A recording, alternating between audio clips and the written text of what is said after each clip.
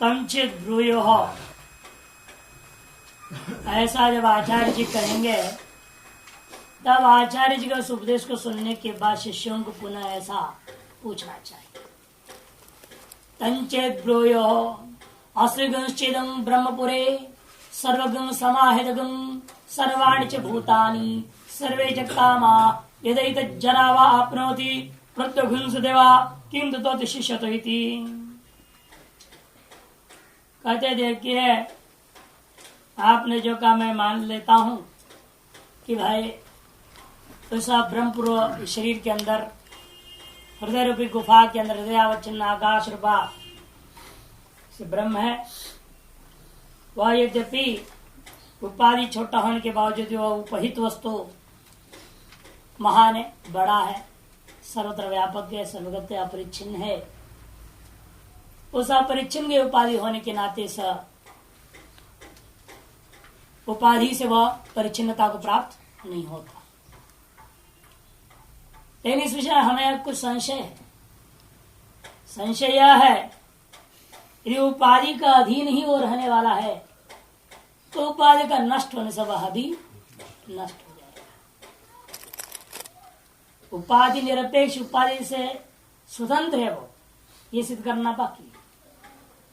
उपाधि में उपलब्ध होता है, जैसे दर्पणाधीन प्रतिबिंब है, उस प्रतिबिंब के सार से बिंब ग्रहण करते हो, लेकिन वह दर्पण टूट जाए, प्रतिबिंब गया, अब प्रतिबिंब गया तो ब्रह्म का बिंब का ग्रहण नहीं होगा। इसलिए उसका कहना है, आपका कहना मैं मानता हूं, इदम सर्वम समाहितम ब्रह्मपुरे, अस्मिन ब्रह्मपुरे, इस ब्रह्मपुर उपलक्षित हृदय गुफा के अंदर ही सारा सब कुछ जगत समाहित है, सारे भूत सारी कामनाएं A to Z उसके अंदर है।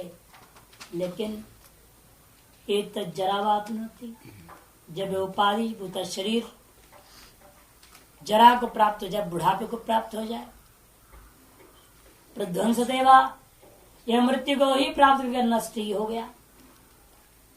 जैसे घड़ा है कि नहीं, उस घड़े के अंदर या मकान है, समझ लो मकान में घड़ा है, उस घड़े में दूध है, वो दूध महान है, लेकिन क्या करे, मकान गिर गया, भूस्खलन हो गया, नहीं, घड़ा फूट जाएगा, दूध भी नष्ट हो जाएगा। तो यहां पर भी है। इसीलिए कहता है कि किम तो शिष्यत है, फिर रह क्या जाएगा, कुछ भी नहीं रह जाएगा, सर्वनाश हो जाएगा, बेकार है। फिर तो आपके आत्मा ब्रह्म भी नष्ट हो जाएगा साथ। इसलिए क्या रह जाता है बताइए हमें, ऐसा शिष्य लोग गुरु से पूछते हैं। जवाब देंगे आचार्य अगले मंत्र में, तंचित एवं मुक्तवंतम। इस प्रकार से जब आचार्य जी उपदेश देते हैं, ऐसे कहने वाले उनके प्रति पुनः अंत्यवासिनो, पुनः शिष्यगण उनसे ऐसे कहने चाहिए, ऐसे प्रश्न पूछने चाहिए। अस्मिश्चेत यथोक्त चेत, यदि ब्रह्मपुर है, यथोक्त जो आपका कथन किया हुआ शरीर रूपी ब्रह्मपुर में विद्यमान, या ब्रह्मपुर से उपलक्षित रहना पड़ेगा अंतराकाश हृदय रूपी गुफा, ब्रह्मपुर उपलक्षित अंतराकाशित, इदम सर्वम समाहितम सर्वाणि च भूतानि सर्वे च कामा, यह सारा संसार उसमें है। सामान्य रूप में क्या कहा जाए, ये जो कुछ भी भूत है और जो कुछ भी हमारे अंदर भूत संबंधी कामना है, ये सारे चीजें जो है उसी में ही है। अनुवाद है ये, इदम सर्वम आचार्य वचन का अनुवाद है। अनुवाद क्यों किया गया यहाँ, लेकिन अनुवाद ही है तो सर्वे कामा कहां से लाया है? सर्वे च कामा आचार्य ने तो कहा नहीं था, ऐसे लोग कहा से घुसा दिए सर्वे च कामा। कहते वो समझ रहे हैं सब कामी पुरुष ही है, खलु कामी गाते ना आरती में ओम जय जगदीश्वरी आरती में है, तब कहा ही मैं मूर्ख खलु कामी, ये खल भी बोलते, खलु नहीं, खल और कामी भी, मूर्ख भी है, खल भी है, कामी भी है। तो इसलिए कहते देखो अपनी बात उसने, क्योंकि यदि भी उनके कहा वचन में तो भी बात आ गया, जब सर्वम कह दिया तो कामना भी तो आ गई, अलग से बोलने क्या जरूरत है। अलग से संकेत मार एक दो शब्द उन्होंने कह दिया, आकाश है, ये अग्नि है, वायु है, सारा है, संकेत कर दिया, लेकिन सर्वम कह दिया तो कामना भी आ गया। और भी जो शिष्यों ने नहीं कहा वो भी उसमें है, सब कुछ संसार उसी में ही है। फिर भी पूर्व पक्षी शंका करते हैं, कथम आचार्य अनुक्ता काम अंत्यवासी रुचंते, आचार्य जी ने तो कहा ही नहीं था, अनुक्त उन काम रूपी वस्तुओं को लेकर के अंत्यवासियों ने कैसे अनुवाद कर कथन कर दिया। कहते नहीं दोष, यहाँ ऐसा कोई दोष नहीं है। क्यों?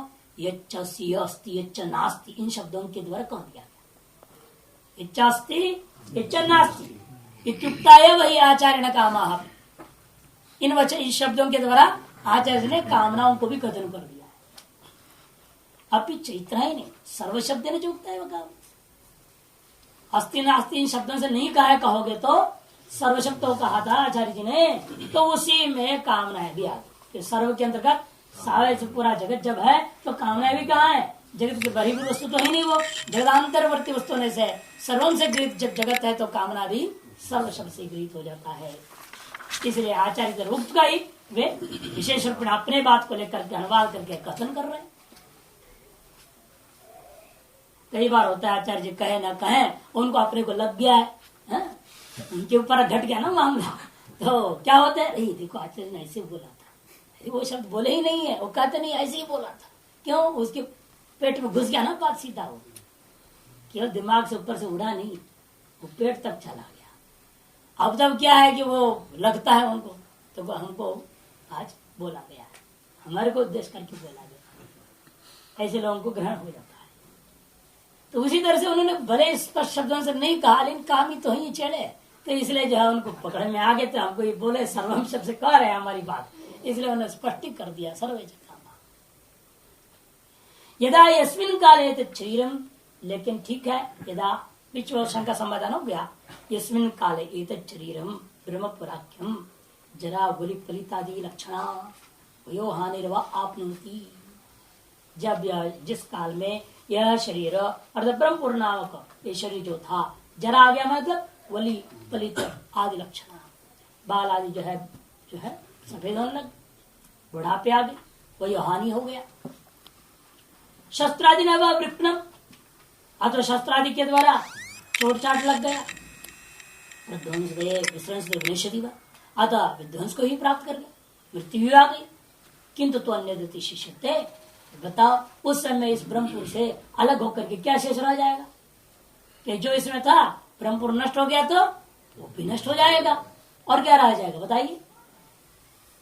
घटाश्रित क्षीर दधि स्नेहादि घटनाशे देहनाशे देहाश्रय उत्तरोत्तरम पूर्व पूर्व नाशात नश्यति प्राय।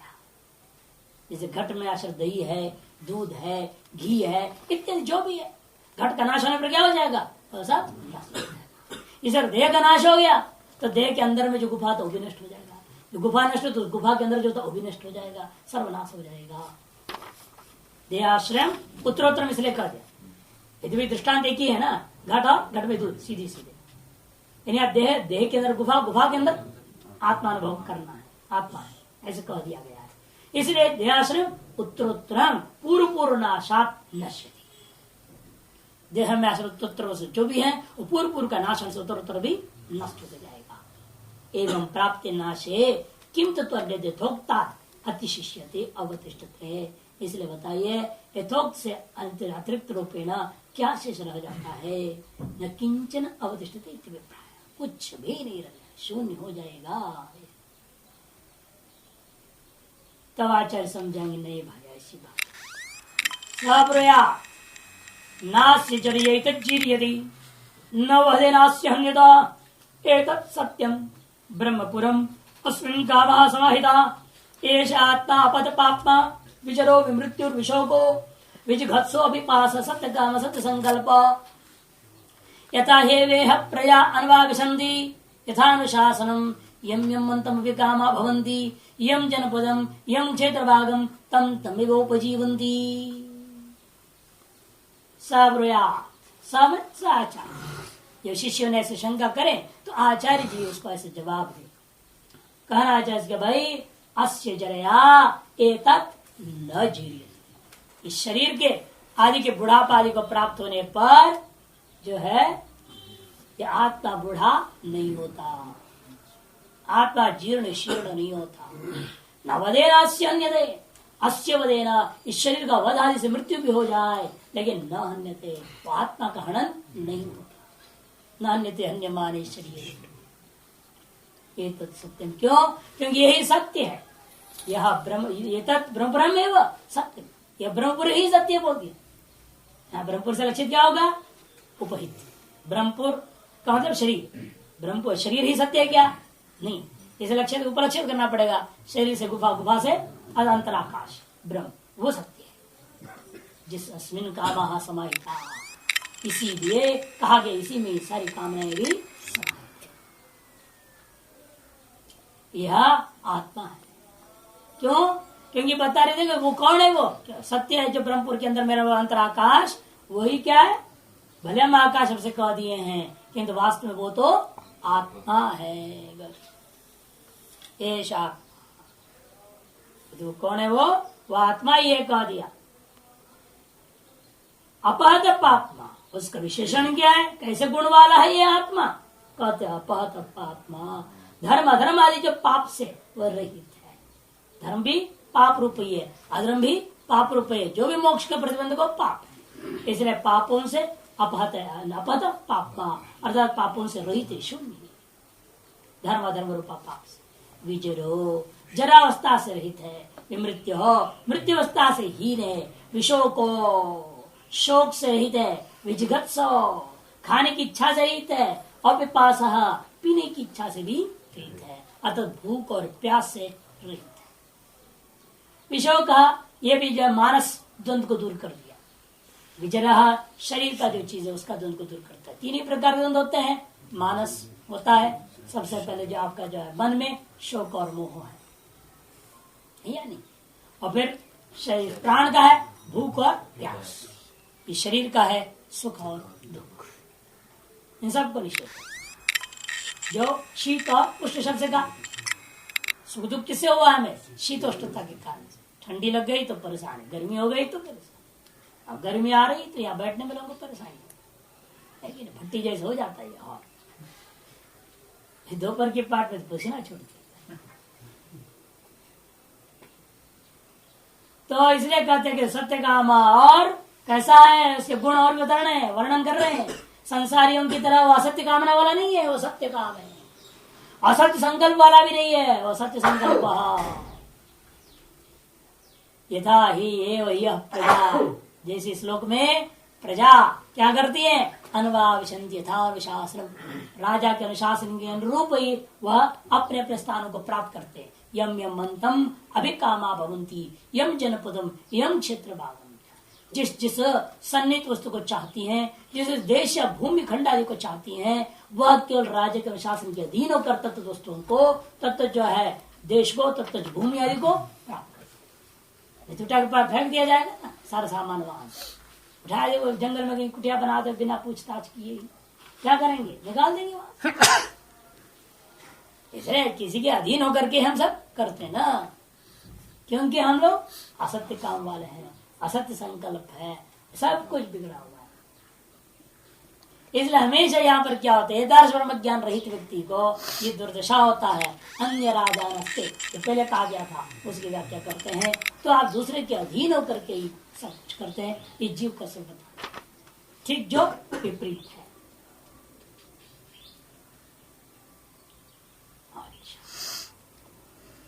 एवं अंत्यवासी विश्चोदिता, इस पर अंत्यवासी शिष्यों के द्वारा शंका किए जाने पर स मन आचार्य ब्रूया, वह आचार्य कहें तन्मतिम अपनयन, एक दार्शन की जो गलत विचार है, ब्रह्म जो विनाशित्व का जो उनका अंदर का विचार आ गया है, उस मति का दूर करते हुए उनको जवाब देनी चाहिए।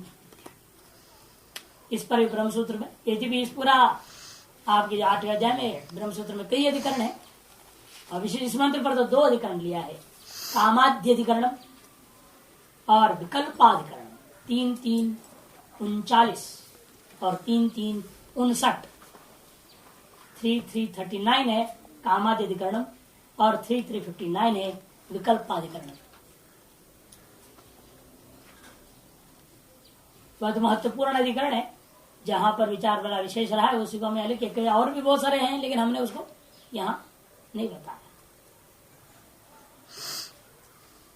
अस्य देहस्य चरया एतद् यथोक्तम अंतराकाशाख्यम ब्रह्म। अस्य मने देहस्य, इस देह का, जरया बुढ़ापा से, एतद् यथोक्तम अंतराकाशाख्यम, यह यथोक्त अंतराकाश नाम वाला जो ब्रह्म है, यस्मिन् सर्वं सच्ची से सब समाहित कहा गया था, वह न जीयति, वह जीर्ण नहीं होता, देहवत न विक्रियते इत्यर्थ। देह के समान विकार को प्राप्त नहीं होता है, ये इसका न चास्य वदेन अर्थात शस्त्रादि घातेन एक धन्यते। और अस्य मने शरीरस्य, शस्त्रादि घात के द्वारा जैसे हनन हो जाता है उस प्रकार से जो है आपका ये जो आत्मा है, ये आत्मा जिसको ब्रह्म कहा गया, अंतराकाश से कहा गया था, जिसको सबको समाहित करके निर्देश दिया गया, उसका हनन नहीं होता। यथा आकाश, जैसे बाह्य आकाश है, जितना भी शस्त्र आघात आदि कर दो उसको कोई हानि नहीं होता। किमु ततोपि सूक्ष्मतर, हाँ क्या कहना है इस ब्रह्म के बारे में जो कि आकाश से भी सूक्ष्म है, वो ऐसे तत्व में कैसे शस्त्रादि का घात कर उसका नाश होने की संभावना होगी? असंभव, क्योंकि अशब्दम स्पर्शम ब्रह्म देहेन्द्रिय दोषे न स्पृशते। कहने का इसका तात्पर्य है अशब्दम अरूपम स्पर्शम इत्यादि मंत्रों से स्पष्ट कहा गया उस ब्रह्म तत्व को, अतः देहेन्द्रिय आदि सकल दोषों के द्वारा वह कोई संस्पृष्ट हो ही नहीं सकता है।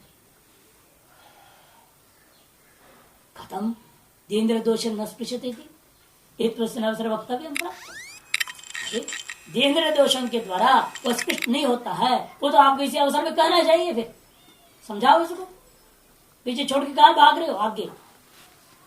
कहते तत् प्रकृत व्यासंग माभूति न चुते। ठीक कह रहे हैं आप, यही बोलना चाहिए था, लेकिन प्रकृत मामला फिर रास्ते में ही बिगड़ जाएगा। प्रकृत वस्तु को पहले हम सही सही समझा दें।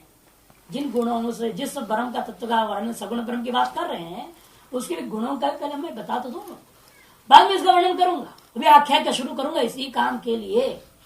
शरीर का जितने भी देहेन्द्रिय आदि गुण दोष हैं, इनसे असंसृष्टि, इसी के लिए इंद्रिय विरोचन आख्याय का आरंभ करेंगे, उस आख्याय की तरह समझाएंगे। अतः इसी स्थल पर उसका वर्णन नहीं करना चाहते, नहीं तो प्रकृति के साथ व्यासंग हो जाएगा। प्रकृति जो है विच्छेद होता है, प्रकृति विच्छेद न होवे, इसलिए इसको हम जवाब यहीं पर नहीं दे रहे हैं। किंतु दोगे नहीं क्या? नहीं देंगे जवाब। इंद्रिय विरोचन आख्याय का उपरिष्टा वक्ष्यामो युक्ति कहा। इंद्रिय विरोचन आख्याय के द्वारा इसी अध्याय में आगे जाकर के विस्तार रूप से युक्ति से साबित कर बताएंगे हम। यहाँ दिल वचन ही कह देते तो अभी आप कहते इसको सिद्ध करो, बात वही बनते आख्याय में जाना ही था, तो बाद में इसमें ब्रह्म क्या है? सत्य। अवितथम ब्रह्मपुरम, अवितत है क्या? ब्रह्मपुरम। तो यहाँ ब्रह्मपुरम का अर्थ ब्रह्मणापुरम नहीं, जैसे पहले अब तक 3 बार आ चुका है, 4 बार है, तीसरी बार है। पहला मंत्र में था, दूसरा मंत्र में था, चौथा मंत्र में था, 3 जगह ब्रह्मपुर शब्द आया। अब इस 5वें मंत्र में पुनः ब्रह्मपुर शब्द आया। पहले 3 मंत्रों में ब्रह्मपुर शब्द का सीधा ही शरीर ले लिया। यहाँ पर भी यदि आप शरीर लोगे तो मैंने बता दिया, तो उपलक्षित करके उपहित में आपको जाना पड़ेगा। उपाधि को लोगे तो वह उपहित तक जाना पड़ेगा। अथवा भाष्यकार कहते सीधे यहाँ समास ही बदल दो।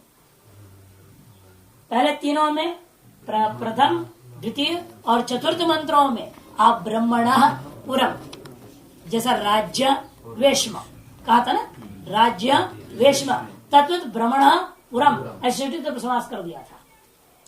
लेकिन आप यहाँ कहते ब्रह्मैव पुरम इति ब्रह्मपुरम, ब्रह्मैव पुरम इति ब्रह्मपुरम, कर्मधारय समास कर दिया।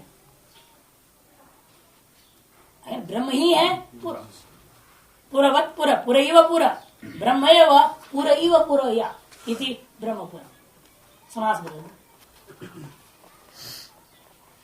उन तीनों जगहों में इसलिए षष्ठी पुरुष के द्वारा आपने शरीर को ग्रहण किया था, यहाँ ब्रह्मपुर के द्वारा ब्रह्म को ही ग्रहण किया, कि ब्रह्म ही पूर्वपेण भाषित हो रहा है। ब्रह्म एवं पूर्व इव भाषितमिति ब्रह्मपुरम, इसलिए ब्रह्मैव पुरम इति ब्रह्मपुरम भाष्यकार देखो समास। इसलिए जिसको व्याकरण आदि का ज्ञान नहीं है तो क्या समझेगा ब्रह्मपुरम के वहां और यहाँ में अंतर ग्रहण पकड़ पाएगा? वो पढ़ लेगा हाँ ब्रह्मैव पुरम ब्रह्मपुरम बोल देगा, लेकिन वो अंतर नहीं ग्रहण आएगा जब तक आपको व्याकरण की समास पकड़ने समय पठित ना हो। अंतर क्या हो रहा है? शरीराख्यम तो ब्रह्मपुरम ब्रह्मोपलक्षणार्थत्वा आ गया। पूर्व मंत्रों में जो शरीराख्य ब्रह्मपुर कहा गया था वो ब्रह्म को उपलक्षण करने के लिए था, और यहाँ जो ब्रह्मपुर शब्द है साक्षात ब्रह्म का ही कथन करता है। तत्व अनृतमेव, और वो जो ब्रह्म को उपलक्षण के लिए आया हुआ जो ब्रह्मपुर था, शरीर था, शरीराख्य जो ब्रह्मपुर वो कैसा है? वो तो अनृत ही होता है। और एतत् सत्यम कह रहे हैं आप, अतः यहाँ पर ब्रह्मपुर शब्द का अर्थ शुद्ध ब्रह्म ही लेना पड़ेगा, तो ये तो सत्यम घटेगा नहीं। एतत् सत्यम ब्रह्मपुरम, इसका जो है परस्पर सामानाधिकरण जो प्रयोग किया, समान विभक्तिगतम सामानाधिकरण जो समान रूप में प्रयोग कर दिया वो बिगड़ जाएगा यदि यहाँ ब्रह्मपुर से शरीर लोग। इसलिए यहाँ ब्रह्म शूर का शुद्ध ब्रह्म ही लेना पड़ेगा, क्योंकि एतत् सत्यम के साथ सामानाधिकरण अन्वय हो जाएगा। और अन्यत्र जो है वो अनृत है, अथवा षष्ठी समास लेने में कोई दोष नहीं है। यह अंतर आकाश है बोल दिए हैं, उसके अंदर जो है पुंडरिक कमल है, कमल सदृश जो मकान है वो मकान के अंदर ऐसे कह दिया ना, उसके अंदर कह दिए है, इसका मतलब वहां पर शरीर ही लेना उचित था। और यहाँ पर सत्य शब्द के कारण से आपको ब्रह्म ही लेना होगा, शरीर को नहीं। तत्व अनृतम एवं, क्यों अनृत है? शरीराख्य ब्रह्मपुर अनृत क्यों है? है क्योंकि जो कुछ विकार है वह नाम भी मात्र होता है, वाणी का विलास मात्र ही होता है। तद विकारे अनृतेपि देह श्रृंगे ब्रह्म उपलब्धि ब्रह्मत्युक्तम व्यावहारिकम। पहले हम व्यावहारिक सत्ता को स्वीकार करता हुआ व्यावहारिक दृष्टिकोण से बात कह दिया था, उसी ब्रह्म का विकार तद विकारे अनृते अपि, उसी ब्रह्म का एक तरह से संकल्प से क्या हुआ था, माया को लेकर उसने विकार, सगुण ब्रह्म का ही विकार था ये कि तेजो सृष्टि तेज आप अन्न द्वारा शरीर रूपी कार्य की सृष्टि हुई थी। तद विकारे अनृते देह शुंगे, देह रूपी कार्य, शुंग कहते कार्य को, देह रूपी अंकुरात्मक कार्य ब्रह्म उपलब्ध थे, ब्रह्म की उपलब्धि होती इसी में, इसलिए इसका नाम ने क्या रख दिया था? ब्रह्मपुरम की उक्तम पूर्वम पूर्व मंत्रेशु पूर्वेश मंत्रेशु, लेकिन वो भी उक्ति किस आधार पर हुई थी? व्यावहारिक मात्र। इसे नीचे कहता है किंच व्यावहारिकम सत्यम इदम शरीरम, अंतिम पंक्ति आनंदगिरी में देखिए, किंच व्यावहारिकम सत्यम इदम शरीरम तदयुक्तम तस्य अनृतस्यापि तारस अनृतत्व से युक्त तस्य अनृतस्यापि, वह अनृत होने के बावजूद भी ब्रह्मोपलब्धि अधिष्ठान से ब्रह्मपुरत्वम, ब्रह्म उपलब्धि का अधिष्ठान के नाते ब्रह्मपुरत्व शब्द पहले प्रयोग कर रहे थे। इस समय पारमार्थिक सत्यम तो ब्रह्मपुरम एतद ब्रह्म, और जो सत्यरूप ब्रह्मपुर है वो कैसा है? वही ब्रह्म ही है। पहले अनृत रूप ब्रह्मपुर का वर्णन हुआ था और अब सत्यरूप ब्रह्मपुर का वर्णन हो रहा है। अनृत रूप ब्रह्मपुर क्या है? वह शरीर है, वह कार्य होने के नाते, अनृत होने के बावजूद उसको हमने क्यों ब्रह्मपुर नाम रखा? क्योंकि ब्रह्मलोपलब्धि का अधिष्ठान होने के कारण से। और यहाँ वेद सत्यम विशेषण देने के कारण से सत्यम तू ब्रह्मपुरम एतदेव ब्रह्म, सत्य रूप ब्रह्मपुर की बात जहाँ आती है वहां पर वो या शुद्ध ब्रह्म ही लेना होगा। सर्वव्यवहारास्पद, क्योंकि यह सकल व्यवहार का कारण होने से सर्व व्यवहार का आस्पद होने के नाते इसको ही शुद्ध रूप को ग्रहण करना। ब्रह्मणा सत्य भी पुरत्व योगा, कोई कह सकता है ब्रह्म भले ही सत्य है, लेकिन उससे ब्रह्म एवं पुरम करके पुरत्व कहां से लाया आपने? पुरत्व तो नहीं आना चाहिए। यदि शंका करें कुतो ब्रह्म पुरत्वम इति आशंका, तब जवाब दिया सर्व व्यवहार सगल व्यवहारों का अधिष्ठान होता यही होने के नाते अधिष्ठान दृष्टिया पुरत्वम कह दिया गया है, स्वरूप दृष्टिया ब्रह्मत्वम, अतः ब्रह्मयो पुरमिति ब्रह्म। अतो अस्मिन पुंडरीको उपलक्षित ब्रह्मपुरे, इसे पुंडरीको उपलक्षित ब्रह्मपुरे में ही सर्वे कामः ये बहिर्भवद्भिः प्रार्थयन्ते, ये जो भवद्भिः बहि प्रार्थयन्ते, जो आप लोग बाहर प्राप्ति के लिए प्रार्थना कर रहे हो, वे सारी कामनाएं वास्तव विषय आपके भीतर नहीं, ते अस्मिन्नेव स्वात्मन्येव समाहिता, और आपके अपने अंदर ही समाहित है, बाहर वास्तव में कुछ। लेकिन सत्य संकल्प हो जाए तब तो, ब्रह्मा जी सत्य संकल्प थे, उनके बाद पहले बाहर चलता क्या, भू कह दिया तो बहुत बड़ा भूलो खड़ा हो गया, भुआ बोल दिए तो बस अंतरिक्ष लोग तैयार, स्वाहा कह दिए स्वर्गलोक तैयार हो गए। सत्संकल्प दे, ऐसे पहले कई महात्माओं को देखा गया, अभी भी थे सत्य साई बाबा जैसे वगैरह लोग, नाम लिया वस्तु सामने हाथ में। ब्रह्मांड महाराज थे, शंकराचार्य पहले जोशी मठ के, वो भी ऐसे ही थे, महान ब्रह्मांड सरस्वती, जो संकल्प कर दे वही सामने, ये नहीं कि इधर हाथ छुआ इधर हाथ छुआ, कुछ भी नहीं। जो दूसरों में शंका क्या है, हाथ तो खाली सामने करते थे और बोलते थे बोलो तुम क्या चाहते हो, ये चाहते हो, फिर आंख बंद किया, मन से संकल्प किया, सामने चीज। क्योंकि इसलिए कहते ये बहि प्रार्थ्यन्ते भवद्भिः ते अस्मिन्नेव स्वात्मनि समाहिता, जो आप लोग बाह्य रूपेण प्रार्थना करते, वस्तु रूपेण बाहर चाहते हो, वे सारे वस्तु वास्तव में आपके भीतर में ही है, क्योंकि उसी आत्मा में कल्प है। इसलिए कई लोगों को समझ में नहीं आती, जब कहते हैं तो शांत परिकल्पित बहिष्ठेन परिदृश्यमान जगत, ऐसे कहते घबरा जाती, क्या बात कर रहा है। समझते हैं ना, वो जो समझते हैं शब्दों को, शब्द के अर्थ को ग्रहण कर रहे हैं, समझ रहे हैं, उन्होंने शंका किया, इसलिए हमसे समझिए आप क्या बोल रहे हो, ये कौन सी वेदांत है। जयपुर यूनिवर्सिटी अच्छे अच्छे प्रोफेसर लोग थे, वो लोगों ने पूछा, जब प्रवचन पहले करते रहे थोड़े बहुत, उस समय शुरू में ही बोलते थे, शांति मंत्र बोलने के बाद में शुरू यहीं से होता था।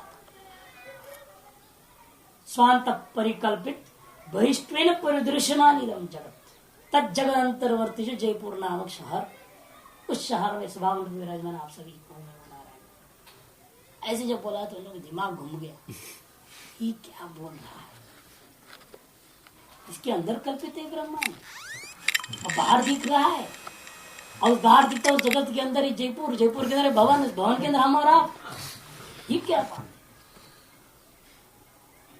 तो पकड़ लिया उन लोगों ने। प्रवचन जब समाप्त हो गया, उसके बाद जैसे क्वेश्चन आंसर दिया, तो मैं ज्यादा बोलता हूँ नहीं, 15 मिनट 10 मिनट बोलता हूँ, ज्यादा प्रश्न अधिक से अधिक, फिर बात छोड़ देता हूँ, फिर बस बोलो अब प्रश्न पूछो। उतना बीच बोल देते हैं तो उसे इतनी प्रश्न उठ जाते हैं तो परेशान हो जाते हैं, फिर प्रश्नों के जवाब देता हूँ। तो उन्होंने प्रश्न सबसे पहले ही पूछा, ये कैसा, ये असंभव है। तो हमने यही सब श्रुतियों को लेकर कहा कि नहीं, तुम समझे ही नहीं वो श्रुतियों को, समझ में आता तो शंका नहीं होती, भले अनुभव में नहीं है, लेकिन समझ तो लो पहले कम से कम, तब तो अनुभूति होगी। जिसको समझे ही नहीं हो उसको तो अनुभव भी नहीं कर सकते आप। जब समझ ही गलत है तो अनुभूति भी गलत हो जाएगी ना। ये गलत समझ रखे हो तो अनुभूति कैसी होगी, गलत ही होगी। जैसे आप गलत एड्रेस लेके जाओ तो कहाँ जाओगे, गलत घर में तो घुसोगे, कि सही घर में घुस जाओगे गलत एड्रेस लेकर के, ये तो हो नहीं सकता। आज गलत पता है तो आप गलत मकान में ही जाओगे, सही मकान में जा नहीं सकते। उसी प्रकार से गलत हम समझेंगे श्रुतियों को तो हमारी अनुभूति गलत ही होगी, और उस गलत अनुभूति को सत्य समझ लोगे। इसी आधार पर कहा गया ब्रह्मज्ञों की भवा स्वज्ञान ज्ञोति, इसलिए कहा गया। बहुत लोग हैं जो शास्त्रों को गलत समझ रखे और उसकी गलत अनुभूति कर लिए हैं, अपने अपने अलग अलग ढिंडोरा पीटे जा रहे हैं। इसलिए आप भाष्यकार कहते हैं ये भवद्भिः बहिः प्रार्थ्यन्ते इत्यास्मिन्नेव स्वात्म समाहिता।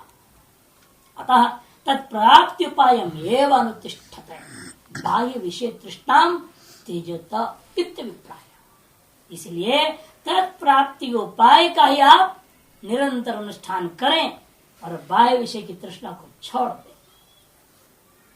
जो भीतर में परिकल्पित वस्तु है उसको बहिष्ठ में तुम चाह रहे हो, ये तुम्हारी गलती है, इसलिए उसको त्याग दो। बाह्य विषय तृष्णा को त्यागो और इसकी अनुभूति करने के लिए आवश्यक उपायों का अनुष्ठान करो। ये यहाँ तात्पर्य। और लोग कहते कुछ करना नहीं है, बताओ करना नहीं होता तो क्यों कह रहे? भाष्यकार प्राप्ति उपाय में अनुतिष्ठत, एतार्श आत्मा की अनुभूति के उपायों का अनुष्ठान करें, बाह्य विषय तृष्णाओं को त्याग। ये समस्त गुरु शिष्य संवाद का अभिप्राय है। एष आत्मा भवतां स्वरूपम, एषा आत्मा है ना मंत्र में, एषा आत्मा है। एतत् ब्रह्म नहीं बोला अभी, पहले एतत् सत्यम ब्रह्म को आ चुके हैं। जो ब्रह्म है, जो सत्य है, वही यह आत्मा है जो तुम सबका स्वरूप है। भवतां स्वरूपम, तो हमारा स्वरूप है ये हमारा, क्योंकि सभी तो आत्मा जानते, हमारी आत्मा बोलते, मेरी आत्मा बड़ा पवित्र, उसकी आत्मा बड़ी पवित्र है, इसे लोग कहते हैं। आप पवित्र आत्मा भी देखते होंगे दुनिया में, इसलिए कहते हैं पवित्र आत्मा है बोलते। इसलिए उसका लक्षण भी समझो, तुम्हारी अपने आत्मा का लक्षण क्या है। शृणुत तस्य लक्षण अर्थात विशेषण, उन गुणों को जानो जिन गुणों के द्वारा इस सगुण ब्रह्म को तुम ग्रहण कर सके, अपने ही हृदय के अंदर अनुभव कर सकोगे। वह कौन सा है विशेषण? जिन विशेषणों से उसको ग्रहण किया जा सकेगा वह है अपहत पापमा। अपहत पापमा धर्माधर्माख्यो यस्य स्वयं अपहत पाप। अपहत है, नष्ट है, रहित है, क्या? पाप से। कौन सा पाप? का धर्म अधर्म नाम का जो कुछ भी है वह सब कुछ पाप रूप ही है, क्योंकि सब बंधन को देने वाला है, संसार में फल को देने वाला है, इसलिए वह पाप रूप है। उससे यह रहित है। यस्य सो अयम अपद, इससे रहित है जो पदार्थ, उस पदार्थ का नाम अपद। समस्त जहां जहां हम लोग ब्रह्म तत्व के लिए कोई भी शब्द को प्रयोग कर रहे हैं वहां बहुरी समास ही होता है और कोई रास्ता ही नहीं, क्योंकि वास्तव में वो धर्म उसमें है नहीं ना। निर्गुण निराकार निर्धर्मक तत्व में कैसे धर्मों के द्वारा तुम कथन कर सकते हो? इसलिए सर्वत्र क्या करना पड़ेगा? एतार्श धर्मों से रहित है जो पदार्थ, बहुरी समास। इसलिए आप देख रहे हैं अपहत पापमा यस्य स्वयं अपहत पापमा तथा विचरो विगत जरो विमृत्युश्च इति। विगतो जरो यस्य यस्मात् अथवा यस्मिन् वा, जरादि से रहित है जो तत्व, ऐसे तत्व का नाम विगत ज्वर है। मृत्यु नाम का संबंध नहीं है जिस तत्व में, उस तत्व का नाम विमृत्यु तत्व है। तदुक्तम पूर्वमेव न वधेनास्य हन्यति थी। इसी शब्द का व्याख्या के रूप में ना पूर्व में जो कहा गया था उसको विमृत्यु शब्द से कह दिया, विगत ज्वर शब्द से कह दिया, विज्वर शब्द से कह दिया, जो कि पूर्व में संकेत था न वधेन अस्य हन्यते, अस्य शरीरस्य वधेन एतद् ब्रह्म न हन्यते। किमर्थम पुनरुच्यते? कहते आप फिर दोबारा क्यों कहा? फिर यद्यपि देह संबंधिभ्याम जरा मृत्युभ्याम न संबंधते, अन्यथापि संबंधस्ताभ्याम से आशंका निवृत्त।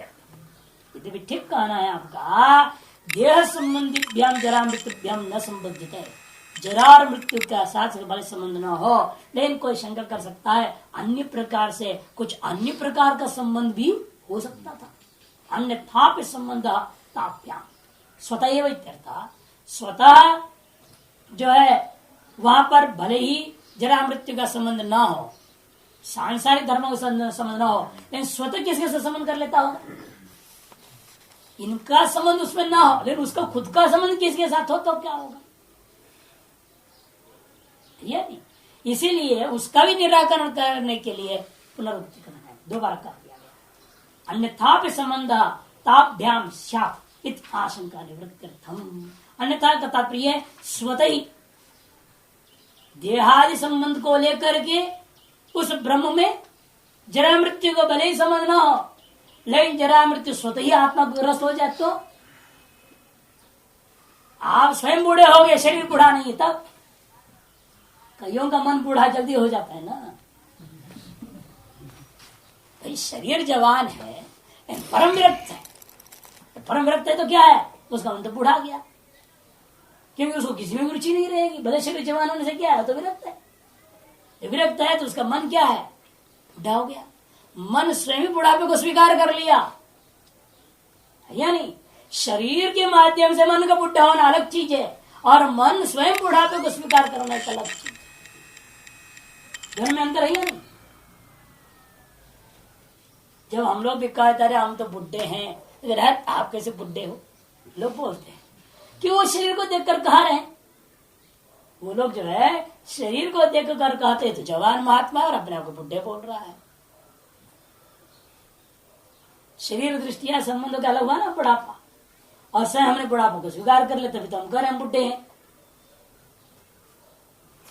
जो स्वयं स्वीकार करना अलग चीज है, अन्य उपाय से निमित्त से आना एक अलग बात है। ठीक है, शरीर रूपी संबंध को लेकर के भले ही ब्रह्म में जरा मृत्यु का संबंध ना हो, लेकिन स्वयं ब्रह्म यदि बुढ़ापा को स्वीकार कर लेगा तब क्या होगा, उसका निवारण करने के लिए ब्रह्म का लक्षण में विचर और मृत्यु कहना पड़ा।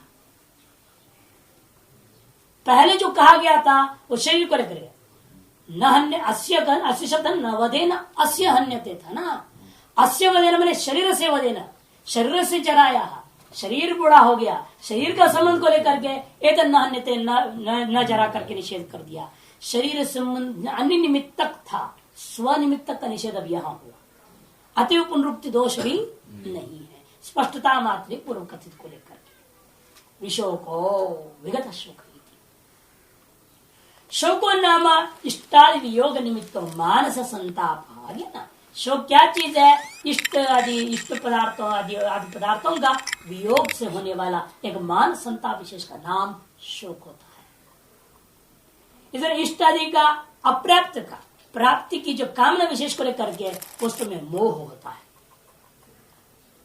विजिघत्सो विगताशन इच्छा, विगत आशन इच्छा, खाने की इच्छा न होना विजिघत्स।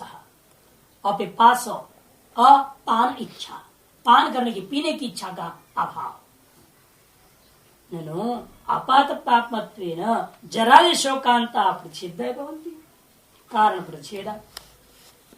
आपने जब धर्म अधर्म को निषेध कर दिया, धर्म और अधर्म का निषेध कर दिया, अगर पुण्य पाप कर्म का निषेध कर दिया, जब कर्म का निषेध हो गया ये सब तो स्वतः ही निषेध हो जाता है, अलग से बोलने की क्या जरूरत है। कि जरा मृत्यु भी कर्म निमित्तक है, भूख प्यास भी कर्म निमित्तक है, ठंड कर्म भी कर्म निमित्तक ही है कि नहीं? कर्म निमित्त की ये सारा चीज जब है तो कर्म का निषेध होने से सब का निषेध हो गया, तो अलग से आपने विजरो विमृत्यु कहने क्या जरूरत पड़ी? ये पूर्व पक्षी पूछता है। नो अपद पापत्वेन जरादे शोकांता सर्वे प्रतिषिद्धा भवन्ति, कारण प्रतिषेधा, क्योंकि कारण का प्रतिषेध हो गया। धर्म कार्य ही, धर्म और अधर्म का कार्य ही ये सब है, और कारण का निषेध हो गया तो कार्य स्वतः निषिद्ध हो जाएंगे। जरादि प्रतिषेध धर्माधर्म कार्य भाव विद्यमान असत्य समत्वम इति, और जरादि प्रतिषेधेन वा दूसरे से कार्य बाधे सती। अतः मान लो उल्टा लो, कारण का बाध होने पर, कारण का रहने पर वो निष्प्रयोजन हो जाता है। या तो इनका बात कर दीजिए, उनकी कथन करने की जरूरत नहीं, प्राप्त बात में बोलने की जरूरत नहीं, कार्य का ही बात कर दिया, अतः कारण का रहने पर भी निष्प्रयोजन हो जाता है। इसी का इस दृष्टिकोण से दूसरे तरफ से करें, जरादि का प्रतिषेध के द्वारा वाक आदेश ले धर्माधर्म हो कार्य भावे, धर्म और अधर्म के कारणों का कार्य ही नहीं रह गया, इसे विद्यमान और भी अब वो कारण बने रह जाए तो भी असत समत्वमी थी, वो असत के समान हो जाएगा। यदि पृथक प्रतिषेधो अनर्थक, इसलिए या तो आप आपात पापा शब्द को निकाल दो ये श्रुति से, या तो उसको रखिए, इनको हटाइए। या तो कार्य निषेध पर शब्द को रखना, या तो कार्य निषेध पर शब्दों को रखिए। दो में एक काम करना, दोनों को बोलने की जरूरत नहीं है। कारण निषेधात कार्य निषेध हो जाएगा, तो कार्य बाधात कारण का सत्व सिद्ध हो जाएगी। अब इस प्रकार से एक को रखने से काम चलेगा, तो दोनों को कथन करने की क्या जरूरत है? इस तरह से पूर्व पक्षी पूछ रहा है। सिद्धांत सत्यम एवं, ठीक कहा, हमारी शंका बिल्कुल सही है, लेकिन 100% सही नहीं है। अर्धांगीकार में सत्यम का सत्यम, तथापि धर्म कार्य आनंद व्यतिरेक स्वाभाविक आनंद हो। यहाँ लक्षित क्या है? हम ये बताना चाह रहे हैं, धर्म का कार्य जो आनंद है उसके से विलक्षण जो स्वाभाविक आनंद वाला ये ब्रह्म है, इसकी ओर हमें ले जाना है। नहीं तो क्या होगा, इन चीजों का हम यदि केवल धर्माधर्म का निषेध कर दूंगा, आप ये समझेंगे धर्माधर्म कार्यभूता सांसारिक आनंद का निषेध हो गया। ठीक है, लेकिन स्वाभाविक कोई आनंद ये कैसे विधान होगा? कारण का निषेध से कार्य निषेध भले हो जाता है, लेकिन कार्य निषेध से विलक्षण कोई अकार्य रूप सत्य आनंद परमानंद स्वरूप है, ये कैसे सिद्ध होगा? इधर से कार्यवाद होने से कारण में बोले असत्य हो जाएगा, लेकिन पारमार्थ सच्चिदानंद रूपता की सिद्धि तब भी नहीं हो सकेगी। शून्य तो सिद्ध होगा ना भाई, कारण नहीं कार्य शून्य है, फिर तो बहुत खड़ा हो जाएगा वहां पर। उस बौद्ध को कैसे भगाओगे? उसके लिए कहना पड़ता है उभयता निषेध करता हुआ आपको उस स्वाभाविक आनंद की ओर ले जाना है। यथा ईश्वर, जैसे ईश्वर में है वैसे तुम अपना जो आपका स्वरूप है, भवतां स्वरूपम एष आत्मा, तो एष आत्मा भी परमानंद स्वरूप वाला है, ये सिद्ध करना है।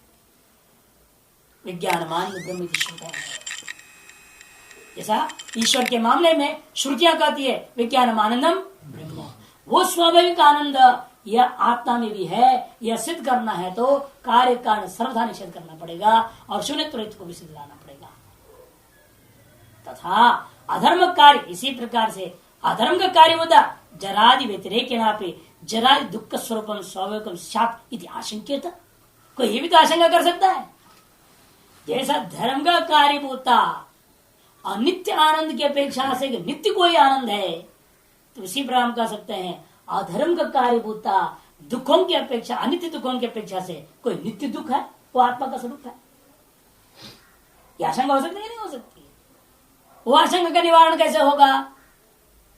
एक कर रहे हैं तथा अधर्म कार्य जो जरादि है अनित्य न, वो आदि से व्यतिरेकेणापि जरादि दुख स्वरूपम स्वाभाविकम स्यात् इति आशंका। अतो युक्त तन्निवृत्ते जरादिनाम धर्माधर्माभ्याम पृथक प्रतिषेधः। इसलिए तादृश आशंकाओं का निवृत्ति करने के लिए हमें जो है ना दुखों का जो मैं धर्म अधर्म से पृथक जरादियों का भी निषेध करना आवश्यक हो गया। जरादि ग्रहण सर्व दुखोपलक्षण, जरादि जो शब्द ग्रहण किया यहाँ पर सर्व दुख का उपलक्षण समझो। पाप निमित्त आनंद दुखताम आनंत्या प्रत्येक तत्प्रच्छेद से अशक्यता, क्योंकि पाप निमित्त जो दुखों की संख्या तो कोई ठिकाना ही नहीं है, कितनी है, अनंत्या अनंत है। प्रत्येक तत्प्रच्छेद से अशक्यता, और एक एक को गिनना करके प्रत्येक निषेध करना असंभव है। अतः सर्व दुख प्रतिषेधार्थम युक्तम एवं अत पापत्वचनम, सर्व दुख का प्रतिषेध करने के लिए युक्त ही है अपत पापत्व का सामान्य वचन पहले, फिर विशिष्ट वचनों के द्वारा उपलक्षणार्थ ग्रहण करना जरूरी है। सत्या अवितता कामा यस्य, अब सत्य काम शब्द की व्याख्या कर रहे हैं। सत्या माने अवितता कामा यस्य, स्वयं सत्य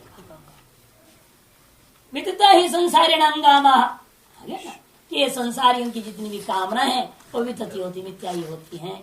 एक काल कभी जब सही हो जाता है, वास्तव में घट जाता है तो और संकल्प कर लेता है, भले होवे ना हो। जीवन में ही होता है आदमी का जो है ना, एक न एक संकल्प को भगवान पूरा भी करते रहते हैं।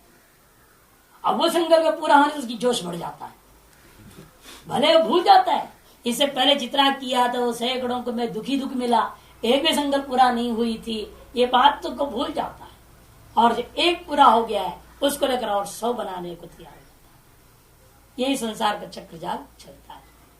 इसे कहते संसारी नाम कामास्तु वितता, ईश्वर से तद विपरीता, ईश्वर की कामना तद विपरीत तथा काम हेतव संकल्पापि।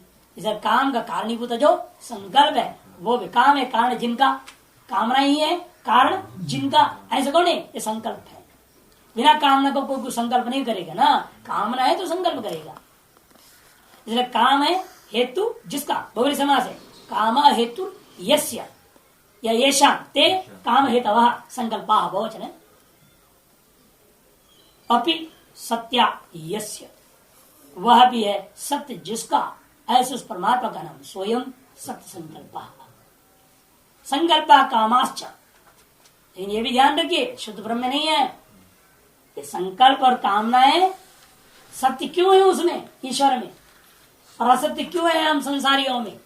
कहते सत्य इसलिए है शुद्ध सत्योपाधि निमित्त ईश्वर से, शुद्ध सत्योपाधि निमित्तक ही उस ब्रह्म के अंदर हम संकल्प काम का वर्णन कर रहे हैं। यदि उपाधि छोड़ दीजिएगा तो उस ब्रह्म में विराग का संकल्प है न काम। शुद्ध सत्योपाधि, यहाँ मलिन सत्योपाधि। लोग कहते भाष्यकार ने अंतर किया ही नहीं है, यहाँ आ गया। भले दूसरे शब्द में नहीं कह रहे हैं कि मलिन सत्व वाला कोई दूसरा है करके, लेकिन यही स्वतः व्यावर्तक हो गया, शुद्ध विशेषण ही व्यावर्तन कर रहा है मलिन सत्व का। इसे पंचदशीकार जो विभाजन करते हैं शुद्ध सत्वम मलिन सत्वम, किसी क्या शुद्ध सत्व उपाधि निमित्त ही ईश्वर के अंदर क्या हो जाता है? संकल्प और कामना का वर्णन होता है। और जो वर्णित वह संकल्प और काम कैसे है? सत्य है, मिथ्या नहीं। और जो मलिन सत्व उपाधि वाले निमित्त जो जीव के अंदर होने वाले संकल्प और काम है वो वितत हो जाता है। ये समझना है। चित्रगु जैसे चित्रगु का दृष्टांत लोक व्यवहार में होता है, अरे बहुत चित्र बहुत सारे प्रकार के गाय इसके पास, बहुत प्रकार के गाय जिसके पास है उसको चित्रगुप्त कहते हैं ना। वो क्या है? उसके अंदर उपाधि कर, गाय रूपी उपाधि कर उस व्यक्ति का नाम चित्रगुप्त पड़ा। अपने आप में वो चित्रगुप्त है क्या? इसलिए आगे लिख रहे हैं न स्वतः, स्वतः नहीं है। गाय अनेक प्रकार के गाय रूपी उपाधि कर व्यक्ति का नाम चित्रगुप्त पड़ गया। जैसे उसी प्रकार से सत्य उपाधि निमित्तक काम और संकल्प के ईश्वर को हम सत्य काम सत्य संकल्प इन नामों को पुकारते हैं, नहीं तो वास्तव उसके अंदर नहीं है। न स्वतः, क्यों स्वतः उसके अंदर सब चीज नहीं कि नेति एक तकार आदि तकार नहीं है, त्वात्, क्योंकि नेति नीति श्रुतियों में स्पष्ट ही स्वतः वो कैसा है? निर्विशेष रूप है। वह न तो सत्य संकल्प है न तो वो सत्य काम है, वो तो निर्विशेष। यथोक्त लक्षण एवं आत्मा विज्ञेयो गुरुभ्यः शास्त्रतश्च। यथोक्त लक्षण एवं आत्मा विज्ञेयो, यथोक्त लक्षण वाला आत्मा ही विज्ञेय, किन से विज्ञेय है? गुरुभ्यः शास्त्रतश्च। इसलिए गुरु वही है जो इसी चीज का उपदेश देता है। इससे भिन्न का कथन करने वाला आपको गुरु नहीं मानते। इसलिए विद्या गुरु को महत्व ज्यादा दिया, लेकिन दीक्षा गुरु का अपना स्थान है, उस स्थान को आप काट नहीं सकते। यदि वो आपको दीक्षा देकर प्रवेश न कराए होते अध्यात्म में तो आप विद्या गुरु को प्राप्त नहीं कर पाते। यद्यपि यहाँ इस दृष्टिकोण से करें, गुरु से यदि जानना है तो आत्मा के बारे में ही जानना है। शास्त्र से कुछ जानना चाहोगे तो आत्मा को ही जानना है, उसके अलावा कोई चीज जाननी होगी संसार में नहीं। इसे कहते तो लक्षण एवं आत्मा विज्ञेयो गुरुभ्यः शास्त्रतश्च। आत्मसंवेद्यते स्वराज्य काम ही, लेकिन कैसे अनुभव करना है? वो भी आत्मसंवेदित, स्वप्रकाश रूपेण स्वसंवेद्य रूपेण आत्मा ही हमारा स्वसंवेद्य है। ऐसा स्वराज्य की कामना रखने वालों के द्वारा गुरु और शास्त्र से इस आत्मा को ही जाननी चाहिए। वो सत्य का संकल्प सत्य काम आदि लक्षणों वाला आत्मा को ही जानना चाहिए। ज्ञान प्रकार निमित्त आदि कार्य प्रदर्शन पूर्वक दर्शित। देखो ज्ञान के प्रकार को निमित्त और अधिकारी प्रदर्शन पूर्वक बता रहे। अधिकारी कौन है? स्वराज्य काम ही ये अधिकारी। और इस ज्ञान की प्राप्ति का निमित्त कौन है? गुरु और शास्त्र। प्रकार क्या है? स्वसंवेदितया ज्ञान का प्रकार। ज्ञान क्या है? आत्म यथोक्त लक्षण आत्मज्ञान। यथोक्त लक्षण आत्मज्ञान को गुरु और शास्त्र के निमित्तों से प्राप्त करके किस प्रकार से अनुभव करना है? उसको जानना नहीं, केवल आत्मसंवेद्यतया उस आत्मा का अनुभव करना है। किनके द्वारा? स्वराज्य अधिकारी। निच्छेद विज्ञायते को दोष यदि नहीं जानोगे ना तो क्या दोष होगा? तो वही हो गया अन्य राजानस। तो पहले कह दिया था, उसकी व्याख्या श्रुतात्र दोषम दृष्टांत। अब उसी दोष को दृष्टांत के द्वारा समझो।